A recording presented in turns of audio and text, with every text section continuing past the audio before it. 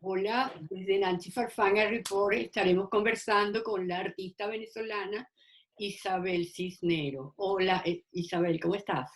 Bien, hola Nancy, ¿cómo te va? Gracias por la invitación. No, gracias a ti. Mira, queremos saber sobre ese desarrollo de los materiales que ha tenido tu obra constantemente. Bueno, como tú bien sabes, yo empecé como ceramista. Trabajé durante muchísimos años haciendo cerámica utilitaria, lo que es maravilloso porque te da un conocimiento del oficio y de la técnica y del ejercicio riguroso de ensayo y error y un soporte o un aguante hacia la frustración que es importantísimo, que es cuando abres el horno y el horno es un desastre. Entonces, todo ese tipo de ejercicio formativo a mí me pareció maravilloso y además una disciplina, porque la arcilla, cuando la trabajas en torno, tienes que estar muy pendiente el día siguiente, al otro día, secarla, voltearla, retornearla, pegarle las asas. Entonces, eso fue una escuela maravillosa. De ahí empecé a derivar el trabajo porque hubo un momento en que ya, bueno, se te agota el trabajo utilitario, aunque tuvo la virtud de ponerme en una reflexión meramente formal y abstracta, porque normalmente las formas cerámicas y las formas en torno, bueno, se trabajan en base a círculos, planos, láminas, cilindros. Entonces, de ahí derivé buscando un poco salir de la rigidez de la pieza cerámica y hacerla un poco más flexible, más permeable y que no fuera tan imporosa, tan poco porosa. Empecé a trabajar con arcilla convertida en módulos muy pequeñitos, perforados y los empecé a entretejer. Con esto, además, yo pude lograr aumentar el formato de la obra porque la obra cerámica normalmente se limita al tamaño del horno. Y en este momento, cuando yo trabajaba con muchos módulos cuya forma se producía a posterior de la quema, tú podías extender porque quemabas 2 y 3 veces los módulos y seguías extendiendo. Eso por un lado. Y por otro lado, respondiendo a una situación específica económica en este país, en la cual los materiales cerámicos se hicieron cada vez más difíciles de conseguir. Entonces no podías trabajar con piezas esmaltadas, no podías trabajar con cerámica utilitaria esmaltada, porque los materiales para producir los esmaltes no se conseguían. Y por otro lado, trabajando con estos módulos, yo podía hacer rendir el material. Entonces yo sacaba con la menor cantidad posible de material, la mayor cantidad de números posibles de módulos para entretejerlo.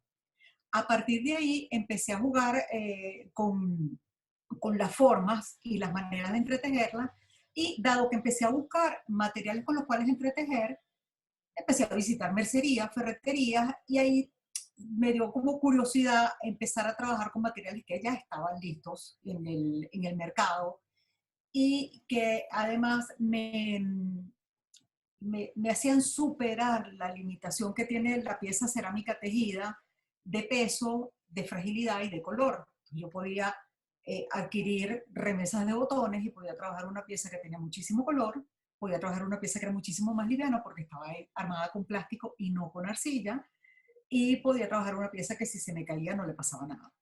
¿No? Eso además me acortaba a la mitad el proceso de elaboración de la obra porque no tenía que estar produciendo los módulos. Y tenía otra variante que me encantaba. Con la cerámica tú tienes la posibilidad de tener el pedazo de arcilla, de producir los módulos que te den la gana para hacer la pieza del tamaño que te da la gana. Y te pasa como cuando estás escribiendo un trabajo que dices, yo no he terminado de escribir lo suficiente, yo no he terminado de leer lo suficiente, bueno, yo no he terminado de producir los módulos suficientes para hacer la pieza del tamaño que yo quiero. En cambio, cuando yo compro los materiales, si yo compro 2.000 botones, son solo 2.000 botones con los que voy a producir la pieza. Entonces es un ejercicio como el de la remodelación que se le presenta a un arquitecto, que las paredes están puestas y tienes que hacer lo que tienes que hacer dentro de ese contenido de espacio. Pero era un poco,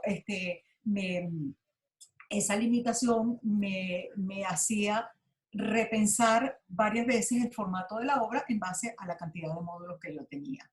A partir de ahí, además, el trabajo se hizo mucho más divertido porque muchos amigos, nosotros solemos trabajar en grupos con amigos, entonces muchos amigos me empezaban a regalar cosas que le sobraban, o te avisaban tal tienda, tal mercería está rematando, entonces ve para allá, fui para una venta y conseguí algo, vente corriendo. Entonces también ese intercambio fue muy, muy agradable. Y la otra cosa que me encanta, que es que cuando yo termino de elaborar una pieza, tengo la sorpresa del público cuando la ve y se sorprende el material con el cual está hecho y me pregunta con qué material está hecho. Hay otro reto que es muy importante, que es lo que yo llamo la memoria del material. El material en sí mismo tiene una memoria que es la memoria física del material, que si es metal es más rígido, que si es plástico el calor incide, que si es de arcilla se rompe, que si es de vidrio es muy difícil de perforar. Entonces tú tienes ya un primer reto con ese material que tengo en la mano, que es de qué material está compuesto y qué formato tiene. Hay un segundo reto que es muy divertido, que es tratar de concebir la pieza conceptualmente, donde de alguna manera se pueda ver cuál fue la voluntad inicial de ese material, es decir, si son botones para textil, si son arandelas, es para una cosa que tiene que ver con plomería o con alguna estructura metálica donde necesitan unas arandelas, o si son unos cierres es porque es una pieza que se va a abrir y cerrar. Entonces, esa referencia también aporta, por lo menos a mi fantasía cuando yo la estoy elaborando.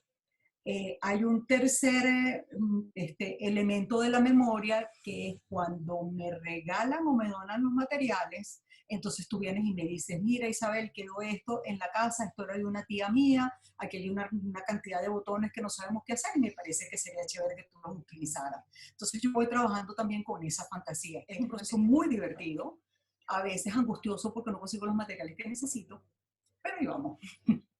Mira, entonces queríamos saber también el aspecto conceptual con que desarrollas tu obra. Bueno, cuando yo quise salir de la pieza rígida cerámica en torno, era, entre otras cosas, porque me parece que la pieza era demasiado, ella sola imponía el formato. Circunstancialmente en este país arrancó todo este proceso de lucha política en la cual se empezaron a dar estos fenómenos de marcha, y a mí me vino a la cabeza esa imagen de que en la unión de muchos está la fuerza. Entonces yo quise trabajar con esta cantidad de módulos unidos, pero además las obras, al ser como interactivas, tenían una mansedumbre que me interesaba mucho, porque ellas van tomando la forma de donde tú las colocas, porque las puedes colocar incluso en un escalón que baje, las puedes enrollar, las puedes mover. Y eso me aportó esa idea de flexibilidad y adaptación tan importante para nosotros, tanto en este momento en el país como los seres humanos con respecto al mundo. Entonces, esa idea de adaptación y flexibilidad la quiero hacer siempre presente en mi trabajo. ¿Y cómo te ha ido con la pandemia, con el COVID? Bueno, cuando empezamos todos a entender que esto iba a ser mucho más largo de lo que nos imaginábamos, porque al principio tú dices, bueno, yo soy una gran afortunada porque tengo mi taller, porque puedo producir trabajos que se pueden quedar perfectamente en un estante hasta conseguirle algún uso, pero llega un momento que tú dices, esto va a ser muy largo. Entonces, me di a la tarea de esforzarme cada vez más en la idea del reciclaje. Es decir, buscar lo que tenía, qué cosas podía desarmar, rehacer, y sobre todo la idea de sacar el máximo provecho de lo que pudiera tener en el taller. Entonces, a partir de ahí, pensé que una de mis maneras en las cuales poder meter mucho trabajo, ahorrando el material lo más posible, era bordando. Entonces yo siento que eso es como una suerte de derroche de tiempo, porque el bordado es muy delicado y es muy trabajoso. Y hice 2 o 3 proyectos de bordado. Ya yo venía de bordar sobre papel, pero en este momento empecé a reciclar servilletas y manteles que tenía, que me habían dado, que yo a veces usaba para embalar, pero en este momento dije, no, este material es muy precioso para embalar, vamos a usarlo como soporte. Entonces estoy cosiendo mucho, estoy bordando, e incluso me estoy dando a la tarea de dibujar y de bordar ya de manera más figurativa, que es algo con lo cual yo nunca había trabajado. Estoy haciendo una serie de retratos. sobre una sábana. Entonces, bueno, en eso estoy.